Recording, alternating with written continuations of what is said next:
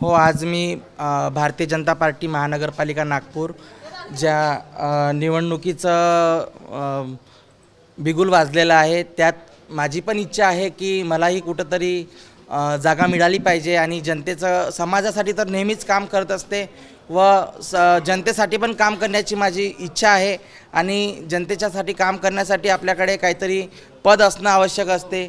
तर माझी इच्छा आहे की मला महानगरपालिकेच्या निवडणुकीत कुठेतरी जागा मिळावी आणि मी ती जागेत संधीचं सोनं करावं। यावेळी या अगोदर आपण पंतप्रधानांची सुद्धा भेट घेतली होती, त्यावेळी सुद्धा आपण अशी इच्छा जी आहे ती बोलून टाकली होती, त्यावेळेस काय नेमकं संवाद झाला होता?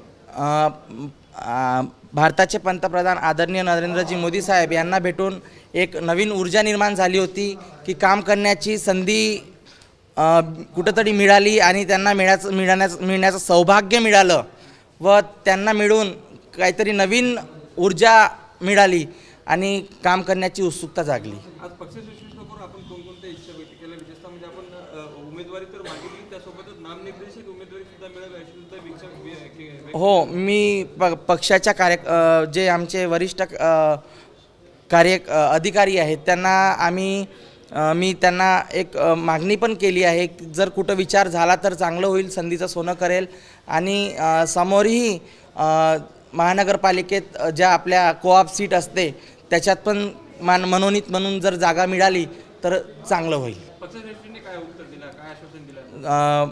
भारतीय जनता पार्टींचा एक नारा आहे सबका साथ सबका विकास। हा जो नारा आहे त्यांनी सांगितलं तुमचा नक्कीच कुठेतरी विचार केला जाईल आणि त्यांनी आश्वासन दिलं। शेवटचा प्रश्न, उमेदवारी जर मिळाली तर कोणत्या प्रमुख मुद्द्यांना घेऊन आपण भागामध्ये जे उमेदवारी मागणार आणि निवडणूक लढणार? जनतेच्या विकासासाठी विकास तर होऊनच राहिला, BJPची सरकार आहे, विकास चालूच आहे आणि विकास होणारच आहे आणि येणाऱ्या आपल्या महानगरपालिकेत लढण्याची इच्छुक आहो आणि जर भारतीय जनता पार्टीने जर तिकीट दिली तर जनतेच्या मधातून म्हणजे जनतेच्या याच्यातून निवडून लढण्याची ताकद आहे।